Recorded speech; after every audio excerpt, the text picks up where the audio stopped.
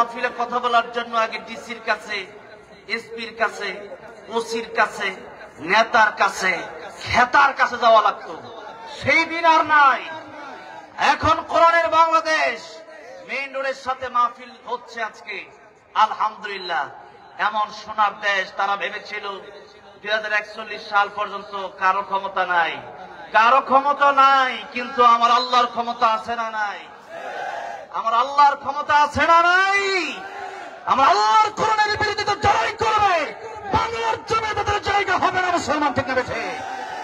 হাসিনা যেরকম দিল্লি গিয়ে জায়গা তার জমায় নিয়েছে, বাংলার জমিনও কোরআনের বিরুদ্ধে করলে তারাও বাংলাদেশ থাকতে পারে, দিল্লিতে গিয়ে থাকা লাগবে। আল্লামা সাঈদী বলেছিলেন কোরআনের বিরুদ্ধে করব না।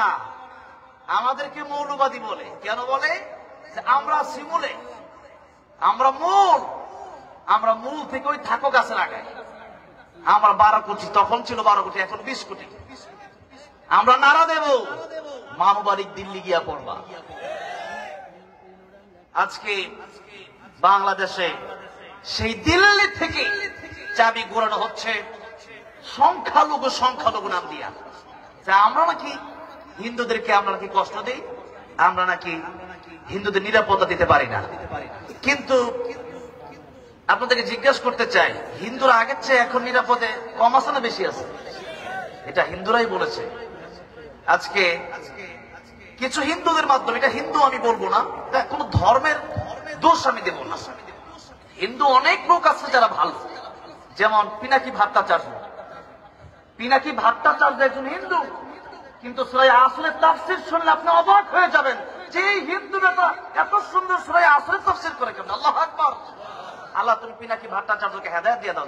আমি বর্তমানে আবু তালিব, আপনি বলতে পারেন নবীর চাচা আবু তালিব, তিনি যদিও মুসলিম হন নাই, কিন্তু নবীর পক্ষে ছিলেন কি ছিলেন না?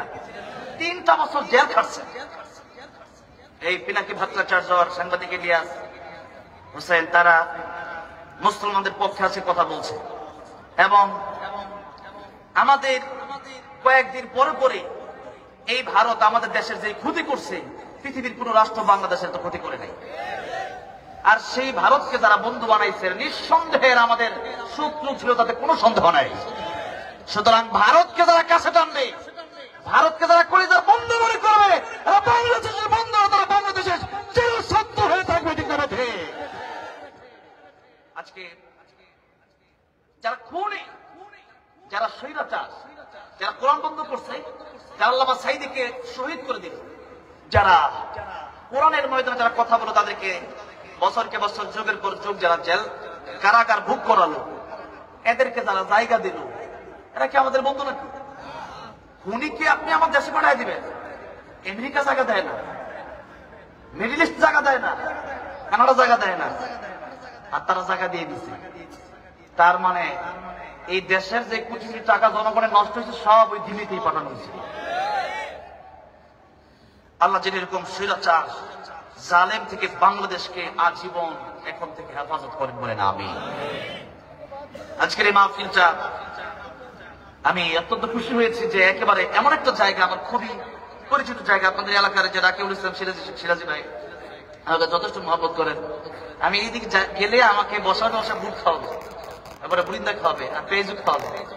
তো এই সিরাজগঞ্জে এই হাতিকুণ্ডটা আমার অনেক সময় কেটেছে। তো আলহামদুলিল্লাহ, আপনাদের এই এলাকার, আপনাদের মসজিদের সাবেক খতিব আমার প্রিয় ভাই আলোচনা করেছেন মাওলানা আব্দুল কুদ্দুস সিদ্দিকী লালমনিরহাট। আমি লালমনিরহাট ভাইয়ের জেলার ওই লালমনিরহাট নীলফামারী থেকে আমি মাহফিলটায় আসলাম। আমি আর ভাই একসাথে ফ্লাইটে গিয়েছিলাম, আমাদের দিনাজপুরের প্রোগ্রাম ছিল। তো আজকে ভাইয়ের আসতে অনেক কষ্ট হয়েছে, আমার কষ্ট হয়েছে। আমার প্রোগ্রাম ছিল গতকাল ঠাকুরগাঁও, পীরগঞ্জ, সেই ঠাকুরগাঁও থেকে সৈয়দপুর ফ্লাইট থেকে ঢাকা থেকে যে এখানে আসলাম। তো আব্দুল কুদ্দুস ভাই বললো যে এই এলাকায়, আমি বললাম এই এলাকায় আপনার বলা লাগবে না, যারাই আসবে তাদেরকে দিব, কারণ এই সারা বছর যতগুলো প্রোগ্রাম থাকে 50টা 60টাই সিরাজগঞ্জের ভিতরে। আলহামদুলিল্লাহ বলে আমি ঘুরে ঘুরে বাংলাদেশে বলি যে বাংলাদেশে যে কোনো জেলায় প্রোগ্রাম মিস করলে এই জেলায় প্রোগ্রাম মিস না হয়, কারণ মানুষের যে আচার ব্যবহার ভালোবাসা আসলে মনে হয় নিজের বাড়িতে আসছে। এই জন্য এই এলাকাগুলোতে আমি এমনিও আসার চেষ্টা করি, বা অন্যান্য জেলাগুলোতে ঢুকলেও নাটোর, পাবনা, নওগাঁ, রাজশাহী, রংপুর ঢুকলে এদিকে আমি এসে বসে একটু চাটা খেয়ে যাই। তো আলহামদুলিল্লাহ এলাকার অনেক মানুষের সাথে আমার একটা লম্বা সম্পর্ক। বিশেষ করে আব্দুল কুদ্দুস সিদ্দিকী ভাই যদিও লালমনিরহাটের, কিন্তু এই এলাকায় দীর্ঘদিন ছিলেন। আমার ভাই, আমার এলাকার মসজিদের খতিব, এখন বড়বাড়ি মসজিদের খতিব। আল্লাহ আমার প্রিয় আব্দুল কুদ্দুস সিদ্দিকী ভাই একটা মাহফিল রেখেছেন এবং তারা ওরা করে চলে গেছেন। আমার সাথে আমার আরেক বক্তা ভাই আছে শহীদুল হক আনসারী, আমার ইন্ডিয়ার সাথে। আমি ইন্ডিয়া ওয়াজ করার সময় ভাই আমার সাথে যায়, খুব ভালো আলোচনা করেন। ভাবছিলাম সময় থাকলে দেবো, কিন্তু আবার হুট করে মানুষ যদি চিন্তা করে আসছে কি আসছে না, সেই কারণে তারা ওরা করে আমি উঠে গেলাম। একটু লম্বা সময় যদি আমি দিই, আপনারা কি বসতে রাজি আছেন? কষ্ট হবে? আলহামদুলিল্লাহ সিরাজগঞ্জের মানুষ প্রতিদিন মাহফিল হচ্ছে, কি করবে? প্রতিদিন 5টা 7টা করে দিন, আস্তে আস্তে কতগুলো মাহফিল যে আপনি যাবেন না, দেখবেন 10 কিলো পরে পরে মাহফিল। আলহামদুলিল্লাহ। তো এই জন্য মুসলমান আমরা, ইমানদার আমরা, আমাদের এই সময়টা আসছি, আল্লাহ আমাদেরকে দিয়েছে কোরআনকে, আল্লাহকে সময় দেওয়ার জন্য, কোরআনকে সময় দেওয়ার জন্য, কোরআনের আইনগুলো মেনে নেওয়ার জন্য। এই জন্য আমরা যতক্ষণ থাকবো আল্লাহর ভালোবাসায় থাকবো। এক একটা আয়াত শুনবো, আল্লাহ 100 রাকাত নফল নামাজ পড়লে যে সওয়াব হতো, এক একটা আয়াত আপনি শিখে যেতে বাড়িতে যেতে পারেন, আল্লাহ 100 রাকাত নফলের চাইতে বেশি সওয়াব দিয়ে দিবে। আপনারা কি কেউ আছেন নাকি যে প্রতিদিন 100 রাকাত নফল নামাজ পড়েন? আছেন? আছেন। আমাদের দেশে আগে একজন ছিল, তিনি 70-80 রাকাত করে তাহাজ্জুদ পড়তো। আমরা 10 রাকাত পড়তে পারি না, উনি 70-80 রাকাত করে পড়ে ফেলেন। আবার সৌদি গিয়া দেখি কাবা শরীফের পাশে সিগারেটও খায়। আল্লাহ পালাইছে, এখন তো দেশে নাই। যেটি পিছিয়ে পালাবো না ওটি পালাইছে, ঠিক আছে? ঠিক। তাহলে 100 রাকাত করে নফল নামাজ আমাদের আমল নামায় আসবে যদি এক একটা আয়াত শিখে যেতে পারি। আমি আমার আলোচনাগুলোর ভিতরে আমি আল্লামা সাইদিকে ফলো করি। কাকে ফলো করি? আল্লামা সাইদি রহমতুল্লাহ আলাইহি। আল্লামা সাইদির চেয়ে বড় মুফাসসির বাংলাদেশে আমি কাউকে মনে করি না। আপনারা কি মনে করেন নাকি? আপনারা মনে করলেও আমি মনে করি না, কারণ বাংলাদেশে সবচেয়ে বেশি কোরআনের আয়াত যিনি বলতেন, কোরআনের তাফসীর যিনি করতেন, আসলে যিনি তাফসীর করতেন, তিনি হচ্ছেন আল্লামা সাইদি। কোরআনের পাখি, হক কথাগুলো তিনি বলতেন। তিনি আমার সাথে দেখা হয়েছিল কাতারে, শামীম সাইদি হাফিজাহুল্লাহ। এরপর আমার আবার বগুড়াতে মাওলানা আব্দুল আমিন সাহেবের মাদ্রাসার মাহফিলে আমাকে দাওয়াত করেছিলেন, সেখানে শেষ আলোচনা আমি রেখেছিলাম। শামীম সাইদি হাফিজাহুল্লাহ আমাকে কাতারে গিয়ে বলেছিলেন যে আল্লামা সাইদি যখন কোরআনের কথাগুলো বলছিলেন, তখন চুরির বিরুদ্ধে বলেছেন, স্বৈরাচারের বিরুদ্ধে বলেছেন, জালেমের বিরুদ্ধে বলেছেন, কোরআনের পক্ষে কথাগুলো বলেছেন, মদের বিরুদ্ধে বলেছেন, জুয়ার বিরুদ্ধে বলেছেন, এই দেশের পতিতালয়ের বিরুদ্ধে বলেছেন। যখন এই কথাগুলো বলেছেন, তার ব্যবসা আউট হয়ে যাচ্ছে। আল্লামা সাইদি যদি আর কিছুদিন কথা বলতে পারতো, তাহলে আমার মনে হয় আরো আগেই স্বৈরাচার দেশ থেকে বের হয়ে দিল্লি যাওয়া লাগতো। সে বুঝে ফেলছে অবস্থা খারাপ, পূর্ণ হয়ে যাবে এমন অবস্থা। তখন আল্লামা সাইদিকে জেলে নিল। নেওয়ার পরে বলা হলো যে আপনি জামাত ইসলামী ছেড়ে দেন, আপনি ইসলামী আন্দোলন বন্ধ করে দেন, আপনি আপনার মতো মিঠা মিঠা কথা বলেন, আমরা কিচ্ছু বলবো না। আল্লামা সাইদি বলেছিল জীবন চলে যেতে পারে, তবু আমি আমার হক কথা ছাড়বো না। আল্লাহু আকবার। 13 বছর কারাগারে কাটায়। কত বছর? 13 বছর। 13 বছর কারাগারে কাটালেন। এরপরও একটা সেকেন্ডের জন্য বাতিলের কাছে মাথা নত করেন নাই। এরকম একজন আল্লাহর ওলি আমরা এই বাংলাদেশে পেয়েছিলাম, কিন্তু বড় আফসোস, আমি বড়ই আফসোস করি যে ওনাকে আমি দেখতে পারি নাই। আল্লামা যারা এই দেশে আলোচনা করেন, বর্তমানে অনেকের বয়সে আলোচনা করেন, অনেকে ফলো করেন। তো একজনকে ফলো তো অবশ্যই করতে হবে। যেমন আমাদের নেতা, সবচেয়ে বড় নেতা বিশ্বনবী মুস্তাফা, ঠিক না? ঠিক। আমার নেতা, যেই নেতার ব্যাপারে সার্টিফিকেট দিয়েছেন কে? দিয়েছেন কে সার্টিফিকেট? আল্লাহ রাব্বুল আলামিন বললেন, ওয়া ইন্নাকা লাআলা খুলুকিন আযীম। এমন চরিত্র আল্লাহ রাব্বুল আলামিন দান করলেন, যে চরিত্র আমাদেরকে এমন শিক্ষা দিয়েছে যে নবীজিকে ইহুদি থাপ্পড় দিয়েছে, কিন্তু নবীজি কি থাপ্পড়ের বদলে থাপ্পড় দিয়েছেন? উত্তম আচরণ দিয়েছে, উত্তম আচরণ দিয়েছে। ইহুদি কালিমা পড়ে মুসলমান হয়ে গেছে। সুবহানাল্লাহ। এই ছিল নবীর আদর্শ। নবীজিকে পাথর মেরেছে, নবী উল্টা দোয়া করেছে তাদের হেদায়েতের জন্য। এই ছিল নবীর আচরণ, এই ছিল নবীর আখলাক। জীবনে কোনদিন দুষ্টুমি করে একটা মিথ্যা কথা বলেন নাই যে। আমার ভাইরা, আমার মুরব্বী রহমাতুল্লিল আলামিন নবী হয়ে তিনি বকরি চড়িয়েছেন। রহমাতুল্লিল আলামিন নবী হয়ে তিনি কুয়া থেকে পানি ওঠায় মানুষের জমিনে কৃষি কাজ করেছেন। সুবহানাল্লাহ। আপনারা যারা কৃষি আছেন, আপনারা নবীর উত্তরসূরি, আপনারা কার উত্তরসূরি?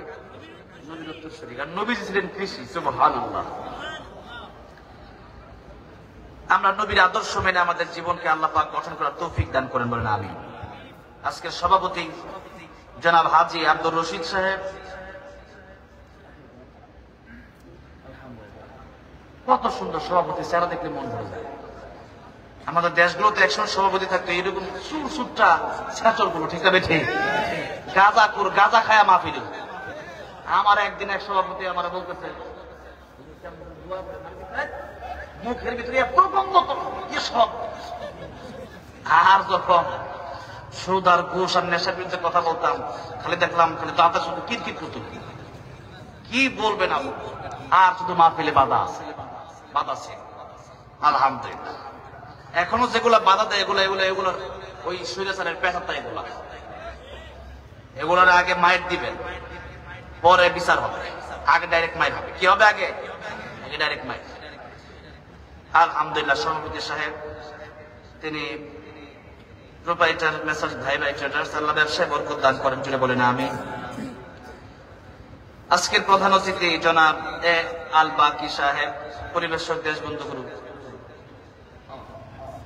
চলে গেছে। আল্লাহ রাব্বুল আলামিন ওনাকে অনেক হায়াত দান করেন, বলেন আমিন। আজকের বিশেষ অতিথি আলাউদ্দিন সরকার, প্রধান উপদেষ্টা। আলহামদুলিল্লাহ। দেখেন কত সুন্দর, প্রত্যেকটা ব্যক্তির চেহারা দিকে তাকালে ভালো লাগে, কি লাগে না? আলহামদুলিল্লাহ। আল্লাহ কবুলের মঞ্জুর করেন, বলেন আমিন। আল্লাহ নেক হায়াত বাড়ায় দেন, বলেন আমিন।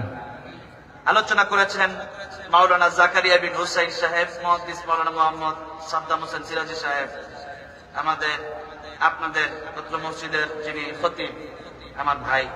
আলহামদুলিল্লাহ। একজন সন্তান না, হ্যাঁ দুইজন, মাশাআল্লাহ। দেখতে একবারে কম বয়স, আমার তো দেখা যায়। আলহামদুলিল্লাহ। জাকারিয়া ভাইকে আল্লাহ কবুল মঞ্জুর করেন, বলেন আমিন। আরো অনেকেই কথা বলেছিলেন, বিশেষ করে আমার জানে রাকিব সাহেব সহ অনেকেই এখানে উপস্থিত আছেন, যারা এখানে কথা বললে আমি শুনতে পারলে আমি নিজেকে ধন্য মনে করতাম। আজকে যারা এসেছেন আপনারা অনেক যোগ্য মানুষ, আমি অযোগ্য মানুষ। এরপরেও এই মাহফিলের কমিটির আমার চাচারা, আমার দাদারা গিয়েছিলেন আমাকে দেখার জন্য, আমাকে ভালোবেসেছেন। দীর্ঘ এক সপ্তাহ, প্রায় এক মাস ধরে আমি ডেঙ্গু জ্বরে আক্রান্ত। শরীর অবস্থা খুবই ভয়াবহ হয়েছিল। মৃত্যু সজ্জায় আমি শায়িত হয়ে গেছিলাম। হাসপাতালের বেড থেকে উঠে 2-3 দিনের মাহফিল শুরু করলাম। আবার আল্লাহ কবুল করেছেন, ভাবি নাই যে আসতে পারবো। তো যাই হোক, আল্লাহ যেহেতু আসার তৌফিক আমাকেও দিয়েছেন কোরআনের কথা বলার জন্য। আপনাদের কেউ বিছানা নাই, ভালো কম্বল নাই, ভালো একটা কাঁথা নাই, ল্যাপ নাই, ভালো একটা সিমুদ্রার বালিশ নাই, খিচুড়ি নাই, বিরিয়ানি নাই, টাকা পয়সা নাই। এরপর ওই জনগণ আসছে কার ভালোবাসায়? কার ভালোবাসায়? আল্লামা সাইদি এটাই বলেছিলেন, জনগণ আল্লামা সাইদির ভালোবাসায় আসে না, জনগণ আসে আর কোরআনের ভালোবাসা। ঠিক নয়? যারা আল্লাহকে ভালোবাসে তাদের ল্যাক দোষক লাগে না, তারা মাটিতে বসেই আমার আল্লাহরে ভালোবাসতে পারে। আমার আল্লাহরে ভালোবাসে যারা, এরা দুনিয়াতে কষ্ট করবে, কারণ দুনিয়া এদের জন্য আরামের জায়গা না। দুনিয়া সিজনুল মুমিন ওয়া জান্নাতুল কাফির। এই দুনিয়া তাদের জন্য কয়েদখানা, জেলখানা। এই জন্য আমরা জেলখানাকে ভয় পাই না। পাই নাকি? মুসলমান কি জেলখানাকে ভয় পায় নাকি? কেন পায় না? কারণ মুসলমান জানে যে গোটা দুনিয়ায় আমার জন্য জেলখানা। আল্লাহর ইন্না মানতে পারলে আমাকে জাহান্নামে জ্বলতে হবে। আমাকে যদি জান্নাতে যেতে হয়, জেল আসতে পারে, জুলুম আসতে পারে, হামলা আসতে পারে, মামলা আসতে পারে। আর কোরআন থেকে মুসলমান 60 সেকেন্ডে যদি পিছপা হবে না, হবে না, হবে না। আমার ভাইরা, আমার মুরব্বী বাবাজিরা, আল্লাহর কোরআনের ভালোবাসা, আল্লাহর ভালোবাসা আমাদের অন্তরে সবচেয়ে বেশি। কারণ এখানে আমরা যারাই বসে আছি, আমরা কি ইমানদার না বেঈমান? কি বলেন? আচ্ছা, আমি তো বুঝতেছি না এত কম আওয়াজ কেমনে হয়। আর শোনেন না, দূরে না, মুমিনের আওয়াজটা। আল্লামা সাইদির আরেকটা কথা আমার মনে পড়ে গেছে। আল্লামা সাইদি বলেছিলেন, মুমিন যারা হবে, আমরা বিড়ালের মতো 500 বছর বেঁচে থাকার কোনো লাভ নাই। সিংহের মতো উঠে দেখা।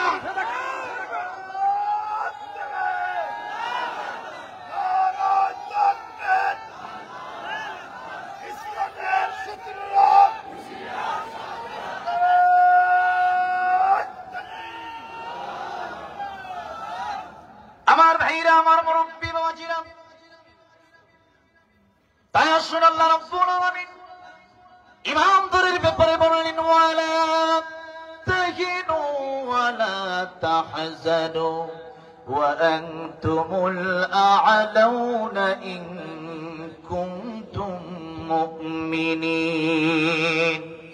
মুমিন যদি হতে পারেন, ইমানদার যদি হতে পারে, আল্লাহ রাব্বুল আলামিন বললেন তোমাদের কোনো ভয় নাই, তোমাদের কোনো চিন্তা নাই। কারণ মুমিনের বন্ধু তামাম পৃথিবীর সব কিছু যদি মুমিনের শত্রু হয়ে যায়, মুমিনের একজন বন্ধু আছে, জোরে আওয়াজ দিয়া বলেন তিনি কে? ইন্নামা ওয়ালিয়ুকুমুল্লাহু ওয়া রাসূলুহু والذين آمنوا الذين يقيمون الصلاة ويؤتون الزكاة وهم راكعون। الله أكبر। আল্লাহ বলেন ইমানদারের বন্ধু হবে তিনজন। জোরে আওয়াজ করে বলেন বন্ধু হবে কয়জন? এক নম্বরে আমাদের বন্ধু হবে আল্লাহ। এক নম্বরে আমাদের বন্ধু হবে কে? কারণ এই দুনিয়ায় এই যে আমি কথা বলছি, আপনি কথা শুনছেন, যারা দাঁড়ায় আছেন পা দিয়া, যারা বসে আছেন, এই যে শুনছেন, এই যে বলছি, বলার ক্ষমতা দিলেন কে?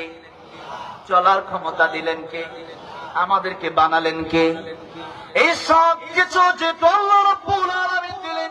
আল্লাহ রাব্বুল আলামিন বললেন, ইয়া মা'শারাল জিন্নি ওয়াল ইনসি ইন ইসতাতা'তুম أن تنفذوا من أقطار السماوات والأرض فانفذوا لا تنفذون إلا بسلطان।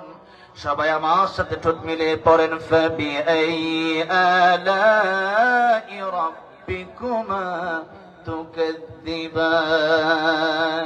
আল্লাহ রাব্বুল আলামিন বললেন, যদি আমি তোমাদেরকে বলার ক্ষমতা দিয়ে থাকি, চলার ক্ষমতা দিয়ে থাকি, আর আমার আইন তোমাদের কাছে ভালো না লাগে, আমার কোরআন তোমাদের কাছে ভালো না লাগে, আমার রাষ্ট্র ব্যবস্থা তোমাদের কাছে ভালো না লাগে, যাদের কাছে কোরআন ভালো লাগবে না, আল্লাহর কোরআনের আয়াতগুলো যাদের কাছে ভালো লাগবে না, আল্লাহকে যার ভালো লাগে না, আল্লাহ বলেন আমার দুনিয়ায়, আমার আকাশের নিচে, আমার জমির উপর থাকার জায়গা তোর নাই। ঠিক না ঠিক? এই জন্য আমি জিজ্ঞাসা করতে চাই, এই বাংলাদেশের আকাশ জমিন কার? আর সেই দিল্লির আকাশ জমিন কার? গুজরাটের আকাশ জমিন কার? সুতরাং বাংলাদেশ থেকে দিল্লি পাওয়া গেলে আল্লাহর আকাশ জমিন ছাড়া হবে না। আল্লাহর আইন যদি, আল্লাহর কোরআন যদি কারো কাছে ভালো না লাগে, আল্লাহর আকাশ জমিন থেকে বের হয়ে যাও। ঠিক না ঠিক? আর আল্লাহর আকাশ জমিন থেকে বের হয়ে যাওয়ার মতো কোন জায়গা আমাদের নাই, আছে নাকি? আল্লাহর আকাশ জমিন ছেড়ে বের হয়ে যাওয়ার মতো কোন জায়গা আমাদের নাই। আল্লাহর আকাশ জমিন ছেড়ে বের হয়ে আপনি যাবেন কোথায়? অন্য গ্রহ যদি আপনি যান, মঙ্গল গ্রহ কার?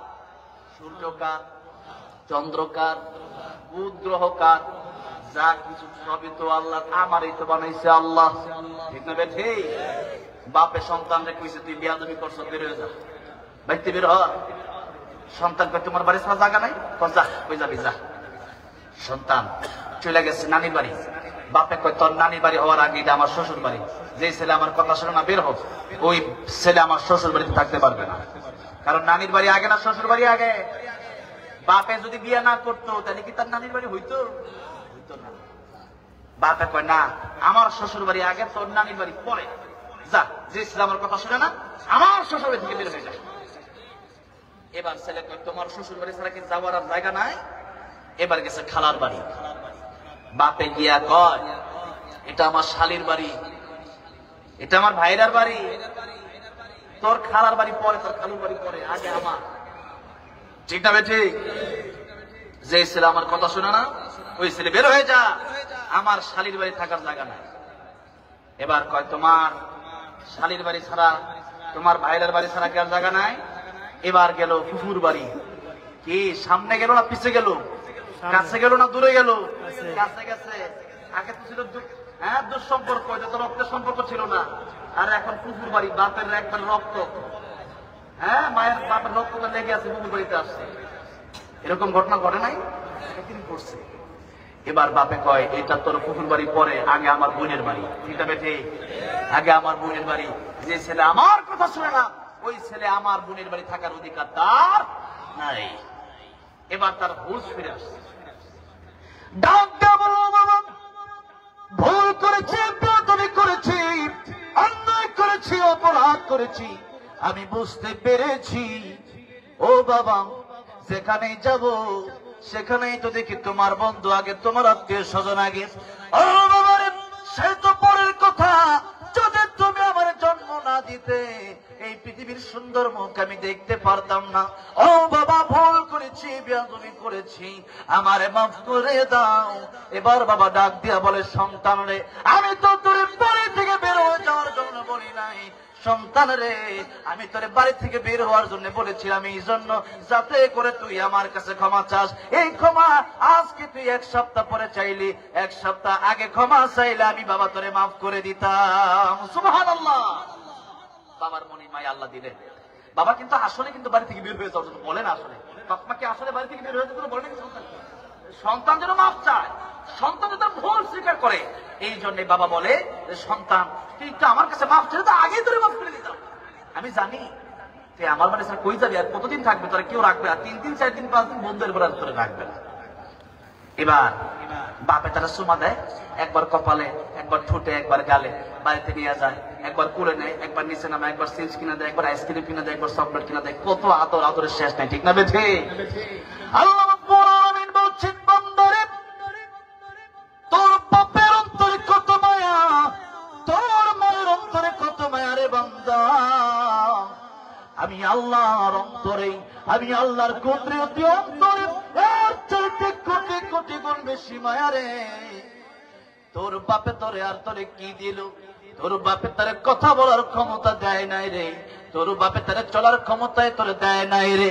ও আমার বান্দারে, আমি আল্লাহ রাব্বুল আলামিন তোর রূহ না দিলে এই লাশ কোনো বাবা মা রাখতো না, এই লাশ কোনো এমপি রাখবে না, এই লাশ কোনো মন্ত্রী রাখবে না, এই লাশ দুনিয়ার কোনো মানুষ রাখবে না, এই লাশ কোনো নেতা রাখবে না, এই লাশ প্রধানমন্ত্রীও রাখবে না, দুনিয়ার কোনো মানুষ এই লাশ রাখবে না।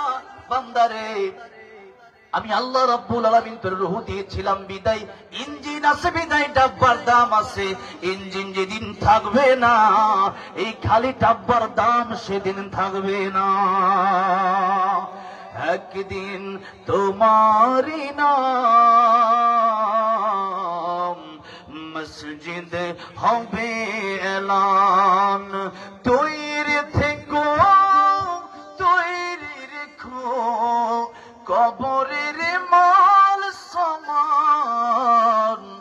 একদিন তোমারই নাম মসজিদ হবে এলান। মসজিদে এলান হয়ে যাবে, আব্দুর রহমান আর দুনিয়ায় নাই, আব্দুর রহিম আর দুনিয়ায় নাই। আব্দুর রহিম নাই, আব্দুর রহমান নাই, মানে কি? আব্দুর রহমান, আব্দুর রহিম ইন্তেকাল করেছে। ইন্তেকালের অর্থ হচ্ছে, ইন্তেকাল আরবি শব্দ যার বাংলা অর্থ হচ্ছে এক জায়গা থেকে আরেক জায়গায় চলে যাওয়া। তার মানে নবীজি বলেন, ওই কবরে যাওয়ার পরে আপনাকে যখন দাফন করা হবে, এরপরে 40 কদম হেঁটে যেতে যতক্ষণ সময় লাগে, এতক্ষণ সময়ের ভিতরে 2 জন ফেরেশতা আপনার কাছে চলে আসবে আর আপনাকে উঠায় বসাবে, জিজ্ঞেস করবে, মা রব্বুকা মান দীনুকা ওয়া মান হাযার রাজুল আল্লাযী বুইতা ফীকুম। রবের পরিচয় দাও, ধর্মের পরিচয় দাও। আর নবী দেখা বলবে, চিনো না কেউ নেই। আমার ভাইরা, আমার মুরব্বি বাবাজিরা, যখন আপনার উঠায় বসানো হবে, নবীজি বলেন, কবরের উপর দিয়ে মানুষ হাঁটবে, ওই হাঁটার আওয়াজ কবরের ভিতরে মানুষটা শুনতে পারবে। তাহলে কবরের যে জীবনটা, ওইটা কি বেশি দূরে না একেবারে কাছে? একেবারে কাছে। আমার ভাইরা, আমার মুরব্বি বাবাজিরা, তাই আল্লাহ রাব্বুল আলামিন সূরা মুলক নাযিল করলেন। সূরা মুলক নাযিল করলেন, আল্লাহ রাব্বুল আলামিন এটাই প্রথম বুঝিয়ে দিলেন, তাবারাকাল্লাযী বিয়াদিহিল মুলকু ওয়া হুয়া আলা কুল্লি শাইইন কাদির।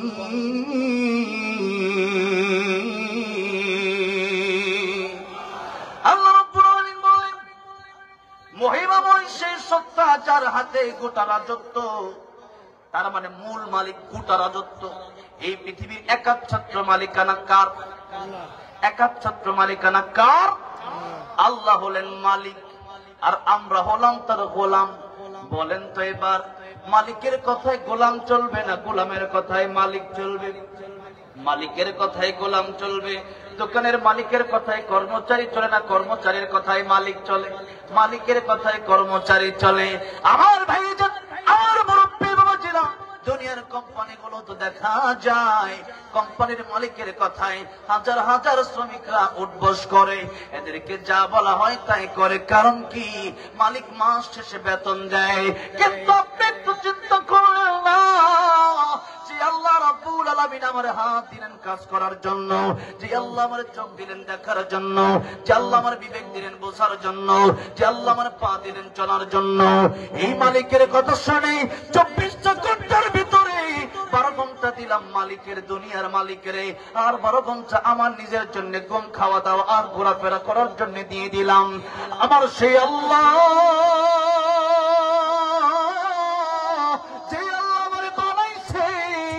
هل أتى على الإنسان حين من الدهر لم يكن شيئا مذكورا। যে আল্লাহ আমারে বানাইলো সেই আল্লাহরে আমি কয়টা ঘন্টা সময় দিলাম? বন্ধুরে, আপনার বিবেকের কাছে আপনি প্রশ্ন করেন, যে আল্লাহ আমারে বানাইলো, যে আল্লাহ আমারে কথা বলার ক্ষমতা দিল, যে আল্লাহ আমারে দেখার ক্ষমতা দিল, যে আল্লাহ আমারে কাজের ক্ষমতা দিল, যে আল্লাহ আমারে চলার ক্ষমতা দিল, ওই আল্লাহর জন্য 24 ঘন্টা থেকে কমপক্ষে 1টা ঘন্টা দেওয়ার দরকার আছে না নাই? এই জন্য আযান যখন হয়ে যাবে, হাইয়া আলাস সালাহ হাইয়া আলাল ফালাহ আসসালাতু খায়রুম মিনান নাওম। কাবা ঘরে যখন আমি গেলাম, প্রথমে কাবা ঘরে যাওয়ার সময় এত গরম, গরমের কারণে ঠোঁটগুলো ফেটে যাচ্ছিল। বাংলাদেশে ফাটে শীতের কারণে ঠোঁট, আর আরবে গরমের কারণে ঠোঁটগুলো ফেটে যায়, এত গরম। এই গরমের কারণে একটা দোকানে আমি গেলাম একটা মেরিল কেনার জন্য, লিপজেল কেনার জন্য। একটা লিপজেল দেওয়ার জন্য বললাম, দোকানটা খোলা, কিন্তু তিনি বললেন আমারে, না, হাইয়া আলাস সালাহ, হাইয়া আলাস সালাহ, নামাজের দিকে আসো, কোরআনের দিকে আসো, এখন মেরিল কেনার সময় না, দোকান খোলা থাকবে কিন্তু মেরিল তোমার আমি দেব না। তুমি যত লক্ষ টাকাই দাও, মেরিল তোমার আমি দেব না। ও বাংলাদেশের মুসলমান, আজকে আপনি বাংলাদেশে জন্ম নিয়া মুসলমান তো দাবি করেন, নামাজের সময় নামাজে যান না, কোরআন তেলাওয়াত জিজ্ঞেস করলে আপনি কোরআন পারেন না। দুনিয়ার জন্য সব কিছু করলেন, আল্লাহর জন্য আপনি কি করলেন? জীবন তো চলে গেল, 60 বছর 70 বছর অনেকে পার হয়ে গেল। এরপরও আপনার মুখে আপনি দাড়িটা কেন রাখলেন না? আপনার বউটা এখনো কেন পর্দা করে না? আপনার মেয়েটা এখনো কেন পর্দা করে না? আপনার দোকানে এখনো কেন সুদ চলে? আপনি কেন এখনো ঘুষ খান? আপনি কেন এখনো নেশা করেন? আপনি কেন এখনো মদ পান করেন? আপনি কেন এখনো সিগারেট খান? আপনি কেন এখনো নামাজে যান না? মনে কি হয় না যে আমার মরতে হবে? এই হাতে কুমরুলে, এই সিরাজগঞ্জের হাতে কুমরুলের মরে কত মানুষ অ্যাক্সিডেন্ট হয়ে মারা গেল। আমি আর আপনি আজকে ওয়াজ মাহফিল শেষ করে বাড়িতে যেতে পারবো, এই গ্যারান্টি আমার আছে নাকি? এই গ্যারান্টি আমারও নাই। আপনি আসলে বাড়িতে যেতে পারবেন সেই গ্যারান্টি আপনারও নাই, আমারও গ্যারান্টি নাই, আপনারও গ্যারান্টি নাই। গ্যারান্টি যেহেতু নাই, কিন্তু একটা জীবনের গ্যারান্টি আছে। আল্লাহ রাব্বুল আলামিন বললেন, সুম্মা ইউমীতুকুম সুম্মা ইউহয়ীকুম সুম্মা ইলাইহি তুরজাউন। ও বান্দারে, তোর জীবন আমি আল্লাহ রাব্বুল আলামিন দিলাম, এই জীবন থেকে পরকালে তোমার যেতে হবে, এরপরে আমার কাছে আবার ফিরে আসতে হবে। ওইটাই হলো আসল জীবন। আসল জীবনের জন্য কিছু করলেন না, এই জীবনের শেষ আছে। বাড়ি করলেন, গাড়ি করলেন, টাকা পয়সা জমালেন, এখন যেদিন নতুন বিল্ডিং করছেন, ওই দিন যখন বিল্ডিং গিয়া পা দিবেন, আপনি দেখলেন মালাকুল মউত আজরাইল হাজির হয়ে গেছে। আপনি বললেন, মালাকুল মউত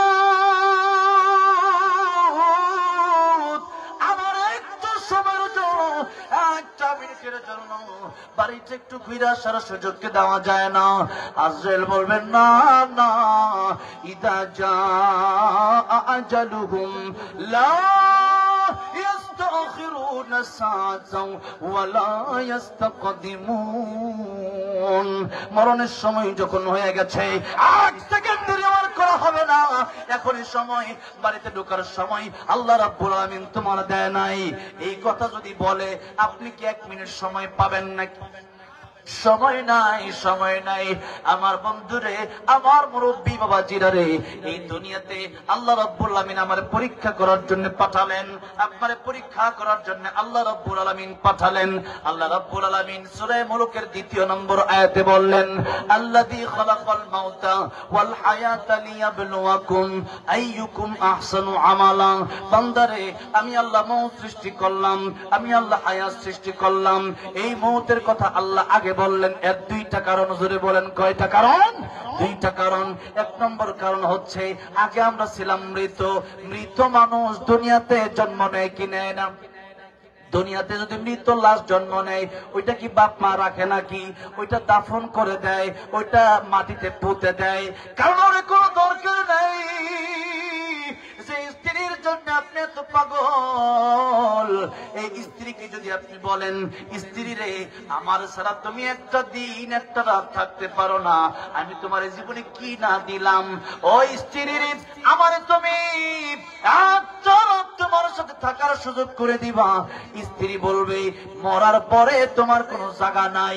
আর যদি বলে, হ্যাঁ ঠিক আছে, তোমার আমি অনেক ভালোবাসি, মরার পরে আমি তোমার জায়গা দেব। কিন্তু দেখা যায় না, না, পৃথিবীর কোন স্ত্রী কোন স্বামীর মৃত্যুর পরে আর জায়গা দেয় না।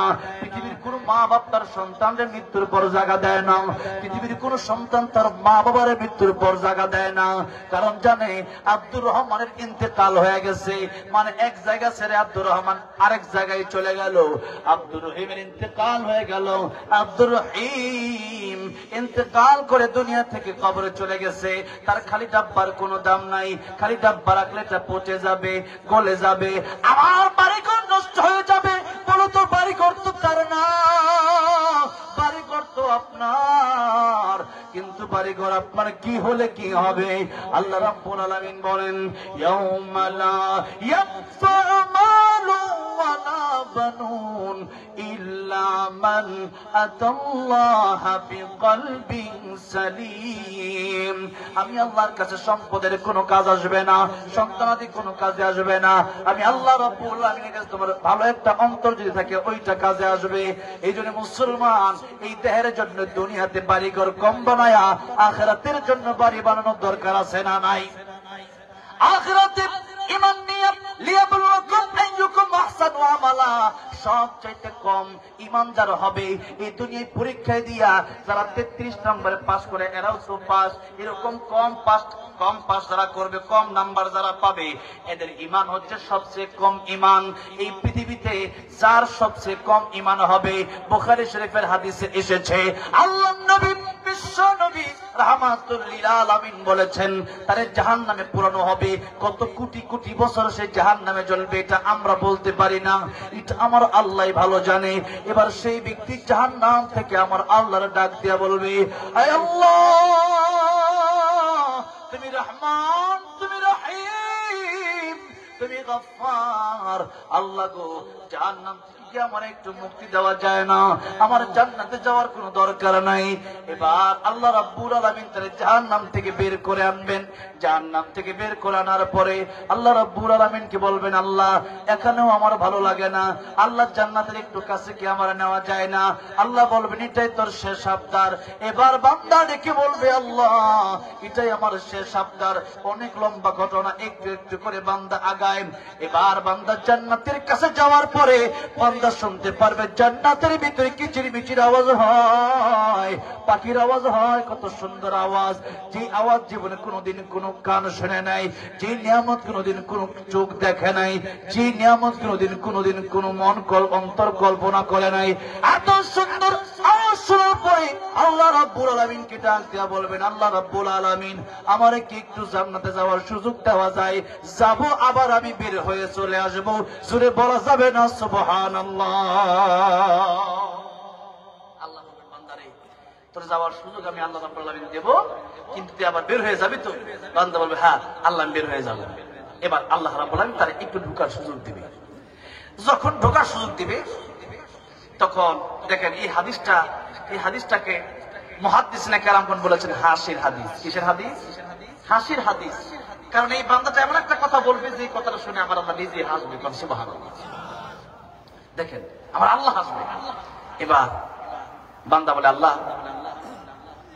আমার সবচেয়ে কম ঈমান, মানে আর কোন ঈমানদার জাহান্নামে নাই, ওই সবচেয়ে শেষ, সবার শেষে বের হলো এবং সবার শেষে জান্নাতে ঢুকলো। এবার এই লোকটাকে যখন আল্লাহ ঢোকার পারমিশন দিয়েই দিল, কিন্তু কথা ছিল কি যে লোকটা আবার জান্নাত থেকে বের হয়ে যাবে। ছিল কি ছিল না? ওয়াদা ছিল।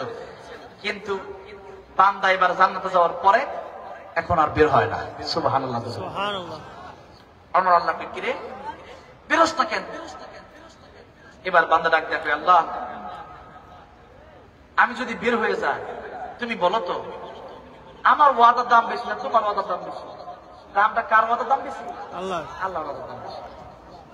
আল্লাহ আমি তোর জীবনে কত ওয়াদা ভঙ্গ করছি, আয় আল্লাহ আমি তো বান্দা, তাও ঈমানদারদের ভিতরে সবচেয়ে কম ঈমান আমার। আর তুমি আল্লাহ, তুমি রহমান, তুমি রহিম, তুমি গফফার। আল্লাহ আমার সম্মানের কি আছে? আমি নাপাক পানি থেকে তৈরি হয়েছি, জাহান্নামে যন্ত্রণাতে আঙ্গার হয়েছি। আল্লাহ এরপরে জান্নাতে আসলাম, আমি আর আমার দাম আর আছি বা কতটুকু? আল্লাহ তুমি বলো আমার ওয়াদার দাম বেশি না তোমার ওয়াদার? আল্লাহ কয় আমার ওয়াদার দাম একটু বেশি। সুবহানাল্লাহ। আল্লাহ আমার ওয়াদা রাখতে গেলে তোমার ওয়াদা ভঙ্গ হবে, তোমার ওয়াদা রাখতে গেলে আমার ওয়াদা ভঙ্গ হবে। সুবহানাল্লাহ। আমার ওয়াদা যদি রাখতে চাই, আমি যদি জান্নাত থেকে বের হয়ে যেতে চাই, তোমার একটা ওয়াদা ছিল এটা ভঙ্গ হয়ে যাবে। সুবহানাল্লাহ। আমার আল্লাহ কয় আমার ওয়াদা কোনটা? দেখেন ওয়াজ মাহফিল শুনলো লাভ আছে, ওই ব্যাপারটা এটা জানে, এটা শুনছে খালিদিনা ফিহা আবাদা। জান্নাতে যাওয়ার পরে আল্লাহ পাক কাউকে যদি একবার জান্নাতে দেয়, আল্লাহর ওয়াদা হচ্ছে আর কোনদিন তাকে জান্নাত থেকে বের করে দেবে না। সুবহানাল্লাহ।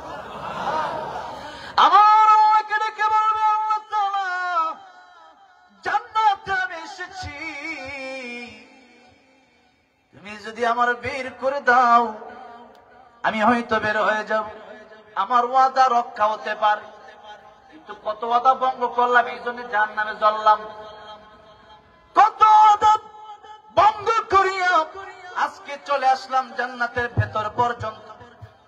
এবার আল্লাহ রাব্বুল আলামিনকে বলবেন আয় আল্লাহ তাআলা তুমি যদি তোমার ওয়াদা ভঙ্গ করো, আয় আল্লাহ তুমি না বলছো জান্নাতে ঢুকলে আর বের করতে দিবা, কাউকে বের হতে দিবা না, কেউ বের হবে না, এখন আমি বের হয়ে গেলে তোমার কোরআনের আয়াত মিথ্যা হয়ে যাবে। আল্লাহু আকবার।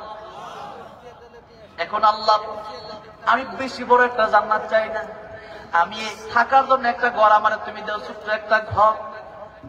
আমার আল্লাহ যখন এই কথা বলবে, আল্লাহ আমার দাম আর আছে কি?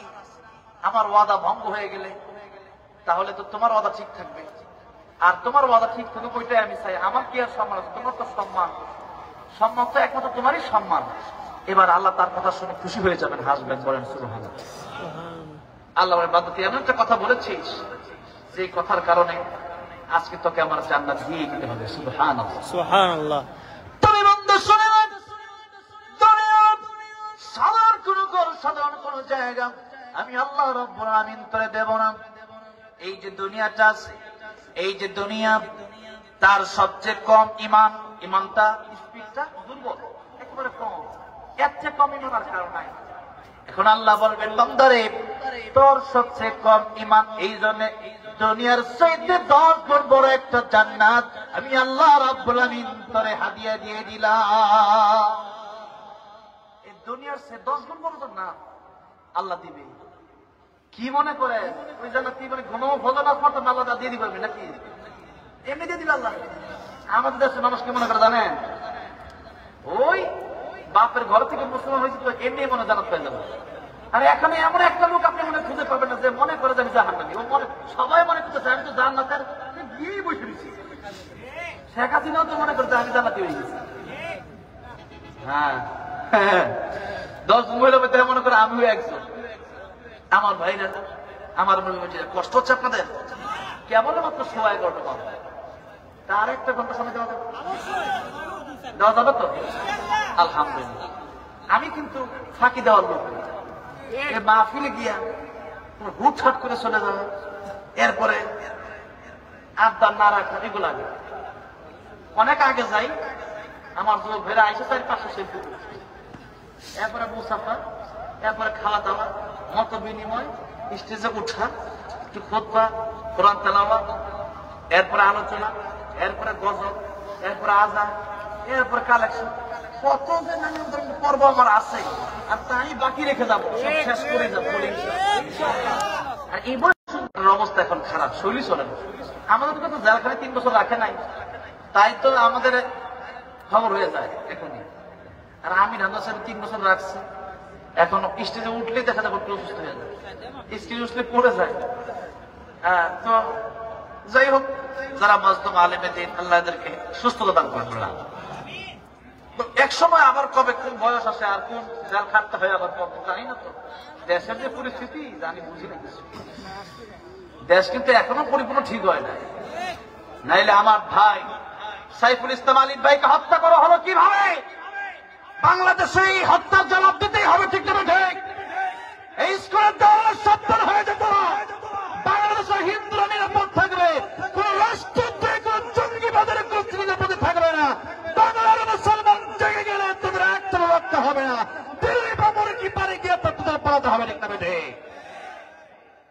আজ এখনো বিচার হয় নাই, কিন্তু এই স্কুল হলো একটা সাপ, ওই সাপের লেন্দাটা হলো বাংলাদেশে, আর ওই সাপের মাথাটা হলো বিদেশে।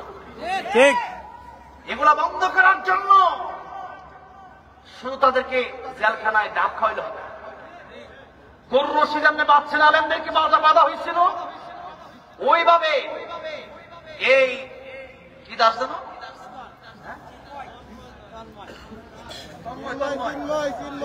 চিন্ময়, এমন নাম, ওরে আল্লাহ, এই চিন্ময় কুমার দাস, তারে আপনার ডাব খাওয়াচ্ছেন কেন? চিন্ময় কুমার দাসকে গরুর রশি দিয়ে ধরাইয়া বাইতুল মুকাররমের সামনে হাজার হাজার মানুষের ভিতরে পেটান, ঠিক না ঠিক? কারণ সে শিশু ধর্ষণ করেছে, সে জঙ্গিবাদী গোষ্ঠীর একজন নেতা। সে বাংলাদেশে হিন্দু নিরাপদে থাকবে, কোনো সমস্যা নাই, খ্রিস্টান নিরাপদে থাকবে, সমস্যা নাই, বৌদ্ধ নিরাপদে থাকবে, কোনো সমস্যা নাই, কিন্তু বাংলাদেশে কোনো জঙ্গিবাদ নিরাপদে থাকতে পারবে না। এদেরকে মানুষের সামনে, আমার সাইফুল ইসলাম আলী ভাইকে যারা শহীদ করে দিল, এদেরকে বাইতুল মুকাররমের সামনে লোহার রশি বেঁধে এদেরকে জনমের মতো শাস্তি দেন। আর স্পষ্ট কথা বাংলাদেশের মুসলমান সিরাজগঞ্জের মাটিতে আজকে বলতে চাই, স্পষ্ট কথা হলো, বাংলাদেশে এই যে বাসগুলো আছে, শ্যামলী বাস আপনারা দেখেন নাই? ওইটা হলো স্কুলের বড় একটা লিডার। এই শ্যামলী বাসের কোন টিকিট বাংলার মুসলমান কাটবেন না, বন্ধ করে দেন। কার টাকা দিয়া বাংলার মুসলমানদের পায়? কার টাকা দিয়া? আমার টাকায় টিকিট কাটেন বাংলাদেশে, শ্যামলী বাসে চলি, আর ওই টাকা দিয়ে আপনার সত্য অনেকে জানেন না, ওই যে শ্যামলী বাসের মালিক, ওই মালিক চায় বাংলাদেশকে হিন্দুত্ববাদী কায়েম করতে, এই দেশে জঙ্গিবাদ সন্ত্রাসবাদ কায়েম করতে। নাউজুবিল্লাহ বলে, আমরা তা হতে দেব না, আমরা তা হতে দেব না। বাংলাদেশে যে সমস্ত হিন্দু, যে সমস্ত জঙ্গিবাদ, যে সমস্ত নাস্তিকগুলোর কোম্পানি আছে, বাস আছে, ট্রাক আছে, এরপরে কাদিয়ানির কোম্পানি আছে, এই সমস্ত কোম্পানিগুলো বাংলার মুসলমানদের বন্ধ করে দিতে হবে, রাজি আছেন না নাই? এরপরে ইসকনের ব্যাপারে আমার শেষ কথা হলো, বাংলার জমিন থেকে ইসকনকে চিরতরে নিষিদ্ধ করে দিতে হবে। আর ডক্টরের উৎসব যদি আপনি নিষিদ্ধ করতে না পারেন, আমরা তরবারি নিয়ে মাঠে নামবো, কেউ ঠেকাতে পারবে না, মুসলমান পারবে না।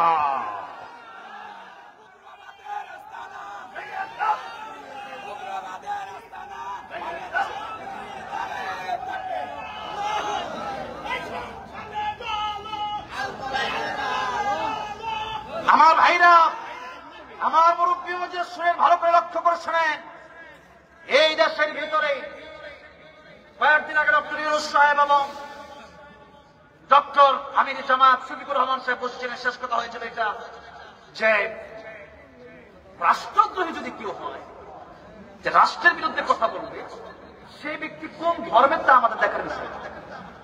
রাষ্ট্রদ্রোহ বানায়া, রাজাকার বানায়া আল্লামা সাইদিকে 13 বছর কারাগার রাখা হয়েছিল।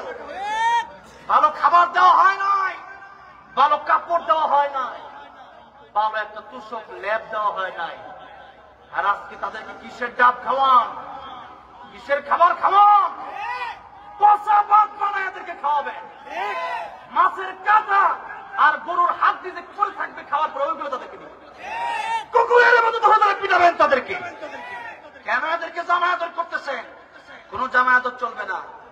আর যদি অচিরেই যদি এই দেশে ইসকন নিষিদ্ধ না হয়, তাদের ফাঁসি কার্যকর না করা হয়, তাহলে বাংলার মুসলমান ভালো করে জানে কিভাবে এই শাস্তি আদায় করতে হয়। আমার দেশে 95% মুসলিম, এই দেশে মুসলমানদের শহীদ করে দেওয়া হবে, আর আমরা আঙ্গুল সুজবুতা হতে পারি।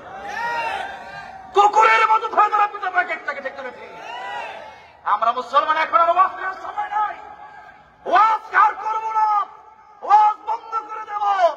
ইসকনের তরফ জঙ্গিবাদের বিচার করেই ছাড়বো বাংলার জন্য, ঠিক আছে? আমার ভাইরা, আমার মুরব্বী বাবাজিরা, সন্ত্রাসী জঙ্গিবাদী এরা দিল্লিতে বসে বসে এই স্বৈরাচার হাসিনা এই চিন্ময় কুমার দাসের পক্ষে সে স্ট্যাটাস দেয়। নাউজুবিল্লাহ।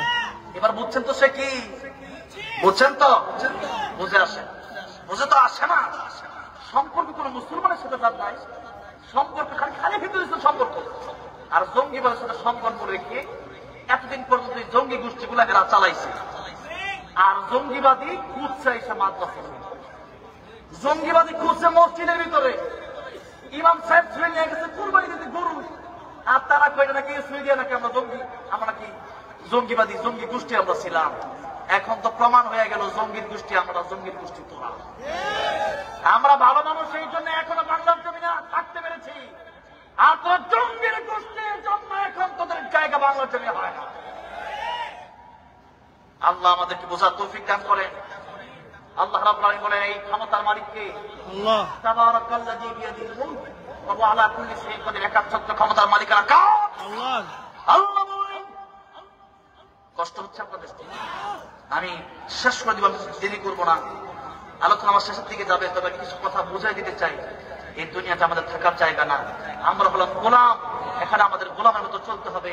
আমার মালিক, আপনাদের মালিককে, সে আল্লাহর আইন আমাদের বাস্তবায়ন করার দরকার আছে না নাই? আজকে আমরা নামাজে মানি, রোজায় মানি, হজে মানি, যাকাতে মানি, কিন্তু আমার এই গতকালকে এই দিনাজপুরের এক লোক বলল, হুজুর রাজনীতি খালি বললেন না। আমি বললাম, রাজনীতি কোরআনে থাকলে তো আমি বলবো, নবী রাজনীতি করলে আমি করবো। আর আমরা ভালো করে শুনে রাখেন, সিরাজগঞ্জের মুসলমান আলেমরা যদি রাজনীতি না করে, আগামীতে আবারও স্বৈরাচার আসবে, আগামীতে আবারও জালেম আসবে, আগামীতে আবারও ভারত আসবে। আবার আল্লামা সাঈদীর মতো আলেমদেরকে ধরে ধরে ফাঁসি দেবে, আবার আল্লাহ মামুনুল হকের মতো আলেমদেরকে ধরে নিয়ে যাবে। এই জন্য আমাদের রাজনীতি করতে হবে, বাংলার প্রধানমন্ত্রী আলেমরাই হবে আগামীতে, ঠিক না বেঠে? বাংলাদেশের প্রেসিডেন্ট হোক, দুহাত উঠায় দেখানো কোরআনের আইন জানা যেন যা।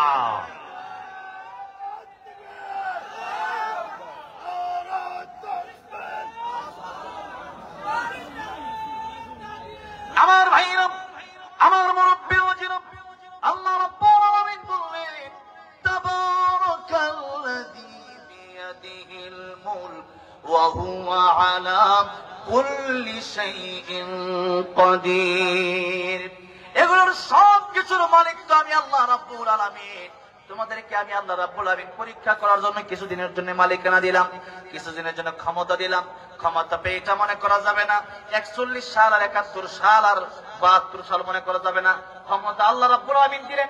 আল্লাহ রাব্বুল আলামিন বললেন, কুল্লাহুম্মা মালিকাল মুলক তুতিল মুলক মান তাশা ওয়া তানজিউল মুলক মিম্মান তাশা ওয়া তুইজ্জু মান তাশা ওয়া তুযিল্লু মান তাশা বিয়াদিকাল খায়র ইন্নাকা আলা কুল্লি শাইইন কাদির।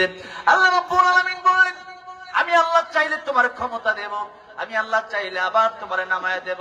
আর ক্ষমতা পাওয়া আর ইজ্জত পাওয়া কিন্তু এক জিনিস না। 16 বছর ক্ষমতায়, এখন আর ইজ্জত নাই।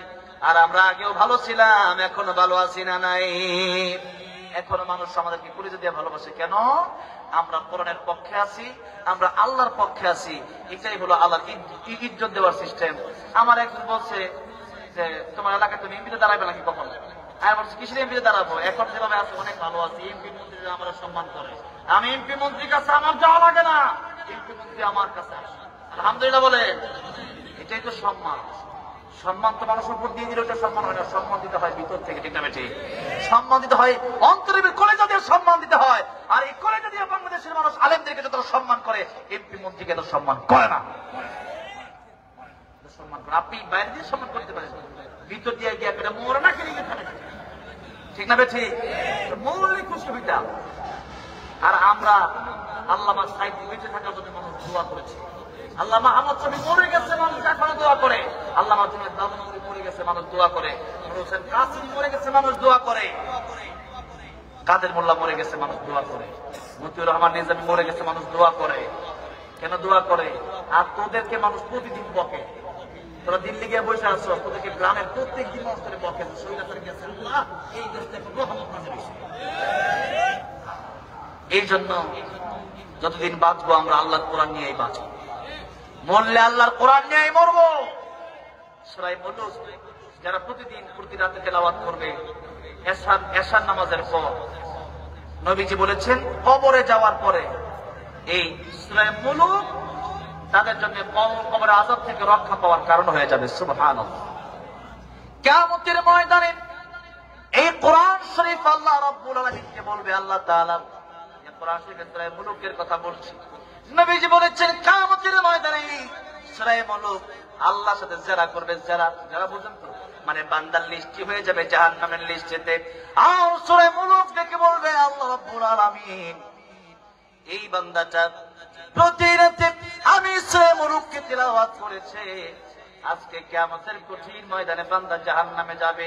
বান্দা যতই গুনাহগার হোক না কেন, বান্দা প্রতি রাতে আমারে ভুলে নাই। আজকে কোরআন আমি বান্দাকে বলতে পারি না, জান্নাতে যতক্ষণ পর্যন্ত তারে না দিবা, ততক্ষণ পর্যন্ত আমি কোরআনের সুপারিশ বন্ধ হবে না। সমাধান চাও যদি জীবনে মরণে, ফিরে যাও খুঁজে নাও চোখ রাখো কোরআনে, ফিরে যাও খুঁজে নাও চোখ রাখো। এটা বলেন না, কষ্ট হচ্ছে আপনাদের? প্রেম নিয়ে মহব্বত একটু বলেন না। সমাধান চাও যদি জীবনে মরণে, ফিরে যাও খুঁজে নাও চোখ রাখো কোরআনে, ফিরে যাও খুঁজে নাও চোখ রাখো। এ বাণী সকলের নয় শুধু মুমিনের, যারাই চলবে মেনে ফল পাবে কোরআনের। এ বাণী সকলের নয় শুধু মুমিনের, যারাই চলবে মেনে ফল পাবে কোরআনের। ঘরে বলো কি রাষ্ট্রে বলো, ঘরে বলো কি রাষ্ট্রে বলো, অশান্তি দূর করে শান্তি আনে সমাধান চাও যদি জীবনে মরণে, ফিরে যাও খুঁজে নাও চোখ রাখো কোরআনে, ফিরে যাও খুঁজে নাও চোখ রাখো, ফিরে যাও খুঁজে নাও চোখ রাখো কোরআনে, ফিরে যাও খুঁজে নাও চোখ রাখো কোরআনে। তাহলে চোখ রাখবেন কোথায়? মানবেন আল্লাহর কোরআন, রাজি আছেন না নাই? আল্লাহর কোরআন যদি মেনে নিতে পারেন, এই বাংলাদেশের ভিতরে আল্লাহর কোরআন যদি চালু হয়ে যায়, চুরি বন্ধ হয়ে যাবে, ডাকাতি বন্ধ হয়ে যাবে। কারণ আল্লাহর কোরআন আইন হলো চুরি করলে তার হাত কেটে দাও। আস-সারিকু ওয়াস-সারিকাতু ফাকতাউ আইদিয়াহুমা, চুরি করলে হাত কেটে দাও, এটা কার আইন? আর চুরি করলে জেলে ঢোকাও, এটা হলো ব্রিটিশের আইন। আমরা মানবো কারটা? আমরা আল্লাহটা মানবো, কিন্তু আল্লাহটা মানতে গেলে রাজনীতিতে যাওয়া লাগবে। কারণ দেশে যদি আমি ক্ষমতায় না থাকি, আমি যদি এখন বিচার যারা করে এরা তো বলবে যে চুরি করছে জেলে দাও। এখন আমি যদি বলি যে এই জজ সাহেব আপনি যে বিচারটা মানি না, আপনি বলবেন ওরে বলবে না?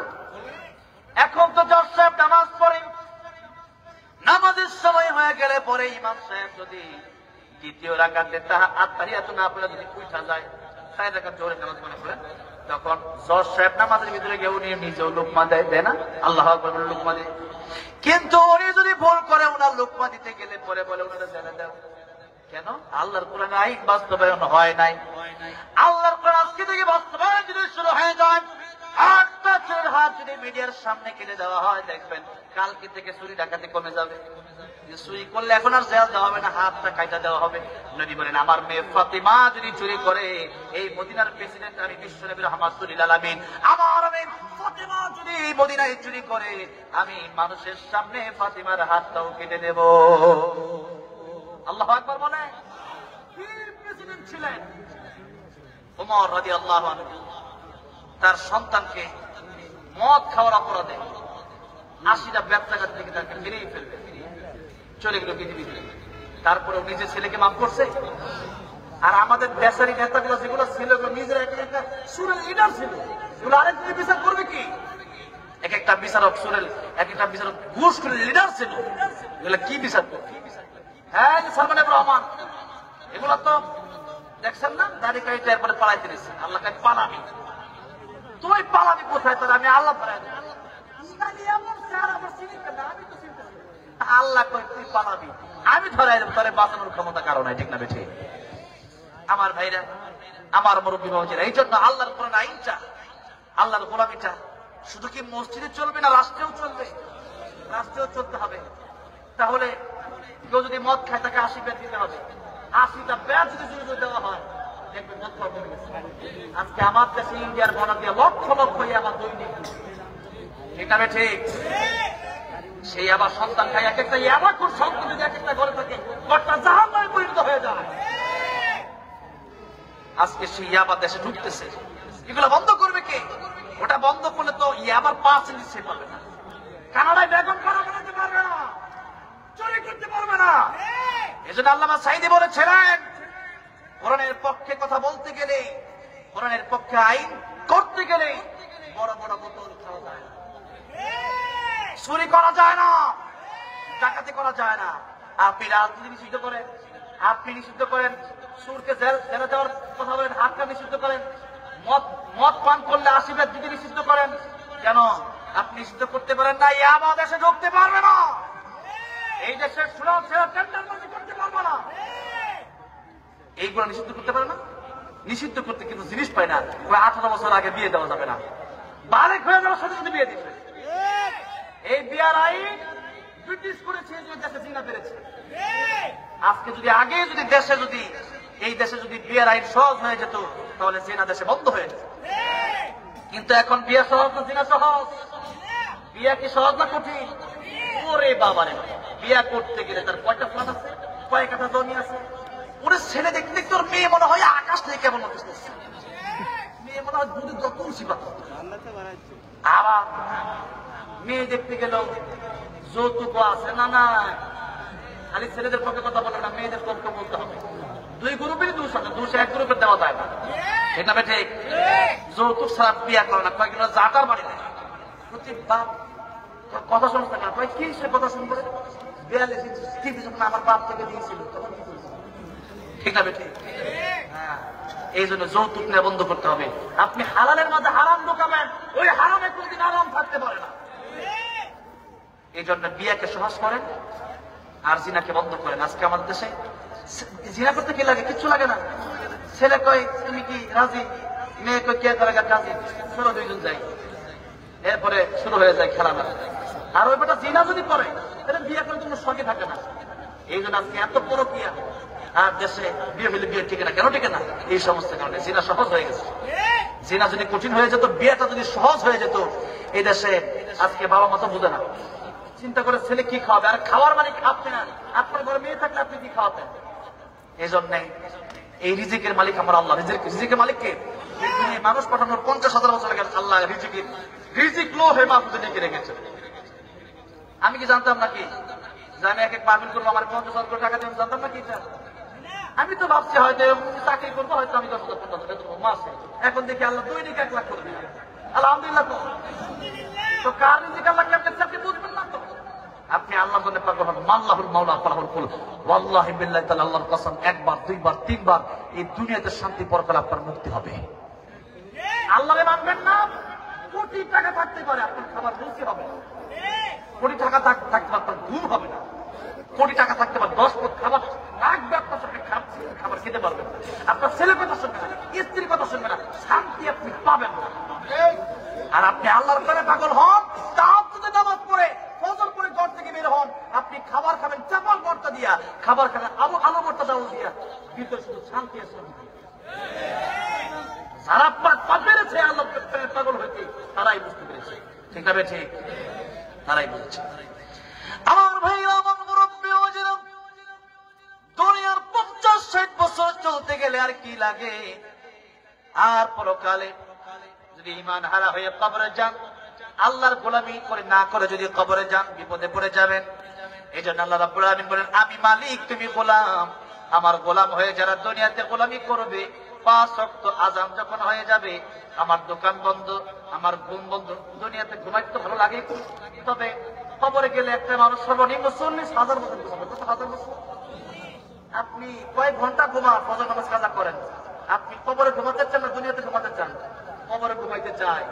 আর যদি কবরে ঘুমাইতে না পারেন, তাহলে কিন্তু সাধারণ বসে থাকতে দিবেন আপনার। কবরে ঘুমাইতে না পারলে এমন আপনার সামনে সবল দেবে, 99টা সাপ থাকবে, এক একটা সবল দেবে, আপনি 70 বছর চলে যাবেন। এক একটা বাড়ি দিবে আগুনের হাতুড়ি দিয়া। এই আগুনের হাতুড়ি কেমন? নবী বলেন, উহুদ পাহাড় বাড়ি দিলে উহুদ পাহাড় চূর্ণ বিচূর্ণ হয়ে যেত। 8 মাইল লম্বা উহুদ পাহাড়। তাহলে আপনি 3.5 হাত দূরে আপনাকে বাড়ি দিয়ে সহ্য করতে পারবেন? পারবেন না। এরপরে যেই ফেরেশতা আপনি কাঁদবেন, ফেরেশতা থাকবে অন্ধ, ফেরেশতা থাকবে বধির। আপনি বলবেন, ফেরেশতা আমরা একটু ছাড় দাও, ফেরেশতা তো শুনবেই না। মানুষ দুনিয়াতে মারলে পরে মাছ চাইলে মাছ করে দেয়, কারণ মানুষের মনে মায়া লাগে, দেখে তার রক্ত বের হয়ে গেছে, হ্যাঁ, তাহলে মাছ গালে দাগ হয়ে গেছে, মায়া লাগে। ফেরেশতা চোখে দেখবে না, আদরের ফেরেশতা চোখে দেখবে না, কানে শুনবে না, চিল্লাবেন শুনবে না, কাঁদবেন দেখবে না, আপনাকে মাফ করার কোনো সুযোগ নাই। এই জন্য বাবাজিরা, দুনিয়াতে আপনি যদি মনে করেন সুদ খাবো ঘুষ খাবো, আপনি খেতে পারেন, তাতে কোনো মানা নাই। কিন্তু পরীক্ষার হল, আপনি পরীক্ষার হলে ইংলিশ খাতায় আপনি বাংলা হাসি মাতিম তারা মাঠে পারে ঘোরা দিন সব লিখে আপনি দিয়ে আসবেন, আপনারা স্যার কিছু বলবে না। স্যারের কাছে বলবেন, স্যার আমরা একটা 5,000 কাগজ পাতেন, স্যার বলবেন কত লাগে নেই, কি তো দিস পরীক্ষা নে, পরীক্ষার লেখ, কিন্তু দেখা যাবে রেজাল্টের বেলা।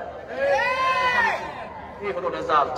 আমার ভাইরা, আমার মুরব্বী বাবাজিরা, এই জন্য এই দুনিয়াটা লিয়াবলুয়াকুম আইয়ুকুম আহসানু আমালা, মরণ এবং হায়াত, এই দুইটা আল্লাহ সৃষ্টি করেছেন। আর এই দুনিয়ার হায়াতের শেষ আছে, আর শেষ যে কখন হবে তা আমি আর আপনি জানি না। এই যে রুটে চলতেছি, মরে যেতে পারি। ডেঙ্গু জ্বর হয়ে কত মানুষ প্রতিদিন 10 জন 20 জন করে মারা যাচ্ছে বাংলাদেশে। আমি তো জ্বর হয়েছে বাচ্চা, আমি আর বাঁচব। এরকম অবস্থা যদি আমার হয়, এরকম মৃত্যু থেকে কত মানুষ ফিরে আসছে, ঠিক না বেঠিক? আজকে কত মানুষ অ্যাক্সিডেন্ট থেকে ফিরে আসছে, ডেঙ্গু থেকে ফিরে আসছে, ক্যান্সার থেকে ফিরে আসছে। আল্লাহ ভালো করে দিচ্ছে। আল্লাহ যদি নিয়ে যদি আসতে হয়, এখানে বুঝতে পারতেন না। স্ট্রোক করছেন, এরপরে মরেন। এমন লোক স্ট্রোকের রোগী আছে না এখানে? স্ট্রোক করছে, তাহলে কালকে আসা 2বার স্ট্রোক করছি, আরেক বছর বুঝাবো আর কিছুদিন বাঁচতে মুরব্বী। আমার ভাইরা, আমার মুরব্বী বলে, তাহলে এই দুনিয়া আমাদের থাকার জায়গা না। আল্লাহ বলেন, লিয়াবলুয়াকুম আইয়ুকুম আহসানু আমালা, কে কত বেশি বেশি আমল করতে পারো, নেক আমল, ওটা দেখার জায়গা হচ্ছে এখানে। কে বেশি খাইতে পারো, কে কাছ থেকে বেশি ঘুমাইতে পারো, কে হেরাম দেখাতে বেশি পারো বেশি, এগুলোর জায়গা এখানে আমি আল্লাহ দিই না। আর দেখালে 60 বছর দেখাতে পারো, এরপরে আমি আল্লাহ কিয়ামতের মধ্যে তোমাদেরকে ধরবো। আর যারা আমার গোলামি করবে, এদেরকে আমি আল্লাহ বলবো, ইয়া আইয়াতুহান নাফসুল মুতমাইন্নাহ ইরজিই ইলা রাব্বিকি রাদিয়াতাম মারদিয়া ফাদখুলি ফি ইবাদি ওয়াদখুলি জান্নাতি। আল্লাহ বলে, প্রশান্ত মন, তোমার মনটা খুব ভালো ছিল। ও আমার বান্দা, তোমার প্রতি আমি আল্লাহ খুশি, তুমিও খুশি আমার প্রতি। তুমি আমার গোলামি করছো, আমি মালিক হয়ে তোমার প্রতি খুশি হয়ে গেছি। আজকে ফাদখুলি ফি ইবাদি, আব্দুন থেকে ইবাদ, আব্দুন মানে গোলাম, ও আমার গোলামেরা। আজকে যারাই আসল গোলাম ছিল, আমার গোলামিটা ঠিক মতো করছো, এরা আমার গোলামের অন্তর্ভুক্ত হও, ওয়াদখুলি জান্নাতি, জান্নাতে ঢুকেছে। আর জান্নাতের ভিতরে যারা একবার ঢুকতে পারবে, আল্লাহ রাব্বুল আলামিন বললেন, ফামান যুহজিহা আনিন নারি ওয়া উদখিলাল জান্নাতা ফাকাদ ফাজ ওয়া মাল হায়াত দুনিয়া ইল্লা মাতাউল গুরুর। জান্নাতে যেতে পারলেই তোমার জীবন সফল হবে। আর এই বাড়ি গাড়ি নারী কিছু থাকবে না, এগুলো সব ধ্বংস হয়ে যাবে, সব শেষ হয়ে যাবে, এগুলো সফলতা না। তুমি কবরে যাবে, কাপড়ের একটা পকেটে তোমার দেওয়া হবে না। টাকা তো বড় কথা, কাপড়ের কি পকেট আছে নাকি? হালাল হারাম না মানিয়া কত টাকা করছো কামাই, এত টাকা রাখবা কোথায়? কাপড়ের তো পকেট নাই। টাকা পয়সা লইয়া কি কেউ কবরে গেছে? কি জবাব দিবি রে তুই আল্লাহর কাছে? কি জবাব দিবি রে তুই আল্লাহর কাছে? ওরে মানুষ হইছ বেহুশ দুনিয়ার পিছে, ওরে মানুষ হইছ বেহুশ দুনিয়ার পিছে। কি জবাব দিবি রে তুই আল্লাহর কাছে? কি জবাব দিবি রে তুই আল্লাহর কাছে? ঠিক না ঠিক? এই জন্য বাড়ি গাড়ি জমি এগুলো থাকবে না, থাকবে আমার সাথে যাবে আমার আমল, আমার নেক আমল, আমার ইমান। এই জন্য ইমান আর নেক আমল যাদের ভালো হয়ে যাবে, জান্নাতে যারা চলে যাবে, আল্লাহ বলেন এরাই প্রকৃত সফল কাম। আর বাকিরা সবাই হলো ইন্নাল ইনসানা লাফি খুসর, বাকি সব হলো ধ্বংস, এরা ক্ষতিগ্রস্ত। আল্লাহ বলেছেন ক্ষতিগ্রস্ত।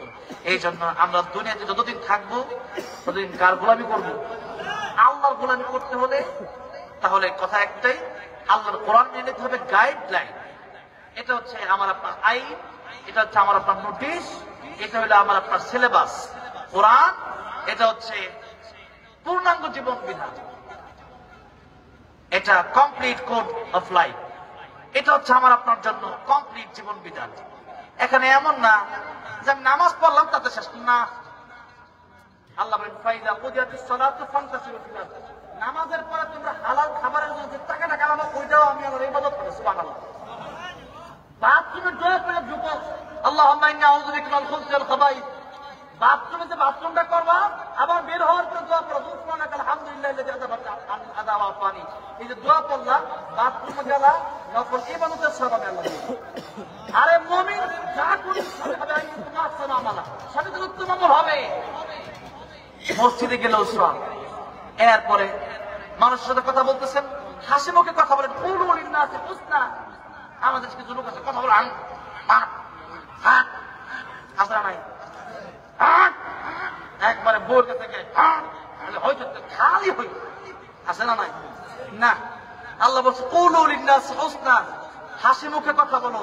যতক্ষণ হাসি মুখে কথা বলবেন ততক্ষণ আমি আল্লাহ সব। বাড়িতে আছে, বাবা আছে, হজ করতে গেলে 10 লাখ টাকা 20 লাখ টাকা লাগে। এরপরে আপনাকে কত কষ্ট করে বিমান টিকিট করতে হয়, ভিসা করতে হয়, এরপরে যেতে হয় বছরে একবার। মায়ের দিকে বাপের দিকে, মা আছে বাবা আছে বাড়িতে, একবার তাকাবেন আল্লাহ কবুল হজের সব। হজ করলে কবুল হতেও পারে নাও হতে পারে, কিন্তু মায়ের দিকে বাপের দিকে যতবার তাকাবেন ততবার আল্লাহ কবুল হজের কত সহজ আল্লাহ করে দেবেন। আর কি সহজ করতে, কিন্তু সেগুলো তো আমরা করি না। দুনিয়াতে রাস্তা চলাফেরা করতেছেন, বাসে উঠছেন, গাড়িতে উঠতেছেন, কাজ করতেছেন, আপনার জবানটা তো আপনার ফ্রি, আপনি পড়ে থাকেন সুবহানাল্লাহ ওয়ালহামদুলিল্লাহ লা ইলাহা ইল্লাল্লাহ, সুবহানাল্লাহ ওয়ালহামদুলিল্লাহ লা ইলাহা লা ইলাহা লা ইলাহা ইল্লাল্লাহ মুহাম্মাদুর রাসূলুল্লাহ সাল্লাল্লাহু আলাইহি ওয়াসাল্লাম। এই সুবহানাল্লাহ আলহামদুলিল্লাহ করছেন, দুনিয়াতে যত ফাঁকা জায়গা আছে আল্লাহ নেকি দিয়ে ভরপুর করে দিয়েছে। কত নেকি আপনি কল্পনা করতে পারেন? ইখলাস, সূরা ইখলাস 3 বার পড়লে 1 খতম কোরআন শরীফের সওয়াব আপনি পড়তে থাকেন। আল্লাহ রাব্বুল আলামিন বলেন ফাইদা কুদিয়াতিস সালাতু ফান্তাশিরু ফিল আরদ وابتغوا من فضل الله واذكروا الله كثيرا لعلكم تفلحون। তোমরা আগে নামাজ, আগে কি আল্লাহ বলেন আগে নামাজ, নামাজের পরে সব কাজ। তবে এই কাজটাও যেন আমার হালাল হয়, তাহলে নবী ব্যবসা করছে, আমি ব্যবসা করবো তরিকায়, সুন্নতের সওয়াব পেয়ে যাবে। আর একটা শুধু বললে হবে না, আপনাকে যে আল্লাহ বলেন হালাল রুজি ইনকাম করে, আপনার জন্য ফরজ। এটা আপনার জন্য কি? হালাল রুজি না কামাই করে আপনি খাবেন কি? আপনি কয়েকদিন পরে টাকা পয়সা না থাকলে চুরি করতে হবে, সুদ খেতে হবে, ঘুষ খেতে হবে। এই জন্য আমার ভাইরা, আমার বলবেন যে হারাম যদি কেউ খান, সুদ অথবা ঘুষ অথবা মানুষের জমি মেরে খান, এই সমস্ত কাজ করে কেউ খেলে, আপনি তখন একটা কালো কালো একটা কলম নিয়ে আপনি লিখে দেখবেন যে আমি একটা জাহান্নামী ব্যক্তি। আপনি লিখে এরপরে কবর দেয়, আপনি এত সস্তা দেবেন না। নবীজি জানাজা পড়াতেন না, কেউ যদি হারাম করতেন নবীজি জানাজা পড়াতেন না। হারাম মানে এটা দুইটা কথা, একটা হারাম, একটা হলো মানুষের হক যদি কেউ না দিয়ে দিল, কেউ ঋণ নিয়ে বললে, এরপরে নবী বলতেন তার ঋণ কেউ পরিশোধ করবা কিনা। হ্যাঁ, এই 12টা পর্যন্ত তার সময় আছে, আমার সব কিছু জানা আছে। ফাঁকি দেওয়ার লোক কিন্তু আমি না, আগে বলে দিচ্ছি, ফাঁকি কিন্তু আমি দেবো না। তবে কথা আমার শেষ হয়ে যাবে, আমি বললাম আগে কি হবে? নামাজ। আগে কি হবে? নামাজ। এরপরে হালাল রুজি। এরপর রাস্তাঘাটে চলতে ফিরতে হবে আমার মুখে জিকির, হবে আমার মুখে কি জিকির। এই 3 কাজের কথা আল্লাহ বললেন সূরা জুমআর 10 নম্বর আয়াতে। আমার ভাইরা, আমার বলবে তাহলে আমার গোটা জীবনটাই হয়ে যাবে ইবাদত, গোটা জীবনটাই হয়ে যাবে আইয়ুকুম আহসানু আমালা, গোটা জীবনটাই হয়ে যাবে আমার আপনার উত্তম কাজ। আপনি যাই করেন তাই হবে উত্তম কাজ। উনি একটা আনুষ্ঠানিকতার ভিতরে তার ইসলাম সীমাবদ্ধ রাখবে না, বরং রাষ্ট্র থেকে নিয়ে ঘর পর্যন্ত, করোনা বই খাওয়া থেকে মিষ্টি খাওয়া পর্যন্ত সব জায়গায় মুমিনের থাকবে আল্লাহর ইবাদত। মুমিনের কি থাকবে? আল্লাহর ইবাদত। সারাদিন যা করবেন সবই যেন আল্লাহর ইবাদতের মধ্যে গণ্য হয়। তা আপনি কোরআন হাদিসের পক্ষে চলবেন, তাইলে আপনার ইবাদতের ভিতরে গণ্য হবে। কোরআন হাদিসের বাইরে চলবেন, তাহলে এটা ইবাদতের বাইরে হয়ে যাবে। এটা আপনি শয়তানের পক্ষে কাজ করলেন, আর আপনার জাহান্নামের আগুন ভোগ করা লাগবে। এই জন্য আমরা আল্লাহর গোলাম হয়ে যেন কবরে যেতে পারি, সেই তৌফিক দান করবেন না আমিন। মৃত্যুর পরে মানুষের সব আমল বন্ধ হয়ে যায়, 3টা আমল বাকি থাকে। কয়টা আমল? 3টা। 1 নম্বর আমলের নাম হলো সাদাকাতুন জারিয়া। নবী বলেন মসজিদে দান করবা, তুমি মরে যাবা, মসজিদে মানুষ নামাজ পড়তে থাকবে, কেমন পর্যন্ত যতদিন এই মসজিদে নামাজ চলবে ততদিন পর্যন্ত তোমার কবরে আল্লাহ সব দিতেই থাকবে, দিতেই থাকবে, দিতেই থাকবে। তার মানে আপনি মরার পরে নামাজ পড়তে পারবেন না, রোজা রাখতে পারবেন না, মিজানের পাল্লায় ওজন করা হবে 40 লক্ষ গুনাহ, 50 লক্ষ নেকি, এরপরে 60 লক্ষ গুনাহ। মনে করেন 10 লাখ গুনাহ বেশি হয়ে গেছে, যাওয়া লাগবে জান্নাতে। একটা গুনাহ বেশি হইলে জান্নাতে যাবে, আর নেকের পাল্লা বাড়ি হইলে জান্নাতে। এখন আপনার গুনার পাল্লা বাড়ি হয়ে গেছে, কিন্তু আপনি কিয়ামতের ময়দানে দেখবেন নিজের সৎ জারিয়া 500 টাকা দিয়েছেন মসজিদে, রাত টাকা মসজিদ হয়েছে, নামাজ হয়েছে, যার কারণে ওই কত শত শত লক্ষ লক্ষ নামাজ দিয়ে নামাজ পড়ছে, সবার সব আল্লাহ আপনার আমল নামায় ঢেলে দিবে, ডবল করে দিবে। আপনি দেখবেন 40 লাখ 50 লাখ নেকি দেখবেন, এখন কি কোটি কোটি নেকি হিসাবে নাই। সুবহানাল্লাহ, সুবহানাল্লাহ। এই কাজগুলা কুয়েত কাজের লোকেরা বেশি করে। আমরা কি করি? আমরা যেটা দেখানো যায় ওইটা বেশি করি, কিন্তু সৎ কাজের আমলটা বেশি করতে চাই। একটা মানুষ মরে গেছে, দাওয়াত খাওয়ায় উড়ে এলাই, ওই দাওয়াতে যারা এক পয়সা বাজার হয়ে দাওয়াত খেয়েছে, ঠিক না বেঠি? না না, টাকা পয়সা বাপের জন্য আপনি মসজিদে দেন, আপনি মাদ্রাসায় দেন, আপনি কবরস্থানে দেন, আপনি সৎকায় জারিয়া করে দেন, আপনার বাবার খবর সৎকায় জারিয়া দিতেই থাকবে। আর দাওয়াত খাওয়াই দিলে ওইটা হয়তো কিসে, হ্যাঁ, আর দাওয়াত খাওয়াই দিলে ওটা শেষ হয়ে যাবে, কিন্তু মসজিদে দিবেন ওটা শেষ হয়ে যাবে। এই জন্য আজকে অনেক মানুষ টাকা পয়সা আমার ভাই আপনি কুদ্দুস সিদ্দিকী বেড়াতে দিচ্ছেন, এরপরে আমিও তো মুসাফির মানুষ, আর এই জবানের মাধ্যমে আল্লাহ যে কতবার